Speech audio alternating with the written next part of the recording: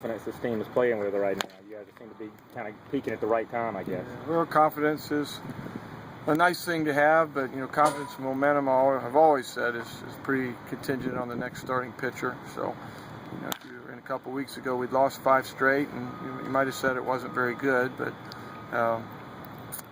hopefully we're beyond that, and just whether we've won or lost, move on to the next game. We have 4 to play and 4 challenges on the road that we'll keep plugging away before we head to the conference tournament. In this winning streak, what is it about this team that kind of seems like it's kind of come together? Well, during this winning streak, we've been a pitching-dominated team.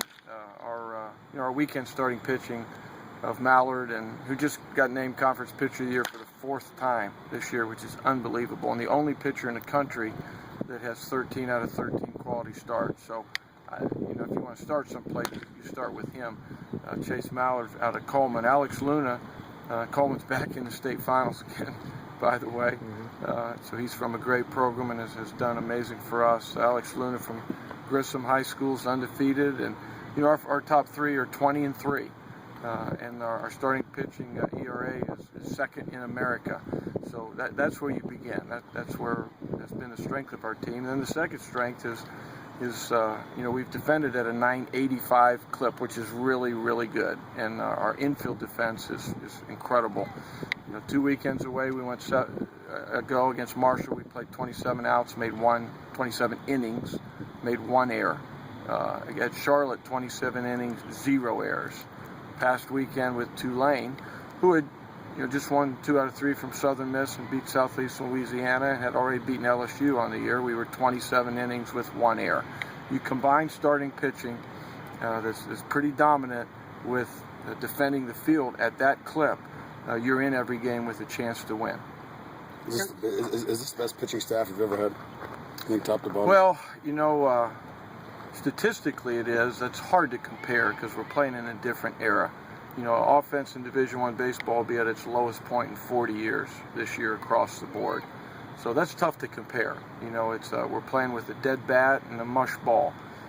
So it's a pitching-dominated game, whereas, less than 10 years ago it was an offensive-dominated game where there was no way you were going to have the pitching numbers that you've got now. Right now, there's no way you're going to have the offensive numbers that you had then. So,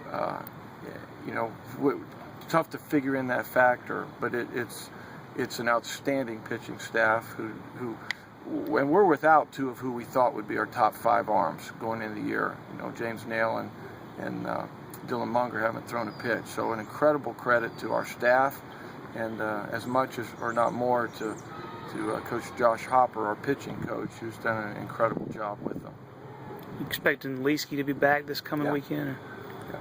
Little case of bicep tendonitis, and it was best not to throw yesterday. Threw pain-free today at 75%, but yeah, I think he'll be back and get his normal Saturday start. And we were going to be fine yesterday. Where that's going to put us in a pinch is tomorrow, because that makes Lowry and Bullard not available, and that changes the makeup for tomorrow. What do you plan on? Johnny Holstaff tomorrow, or? Well, we don't even have Johnny Holstaff because Bullard and Lowry out of the mix. Lee should give us a little. Eller should give us a little, but we're not even sure who we're going to start yet, and we'll piece it together, and we just have to have some guys that haven't pitched quite as much do well.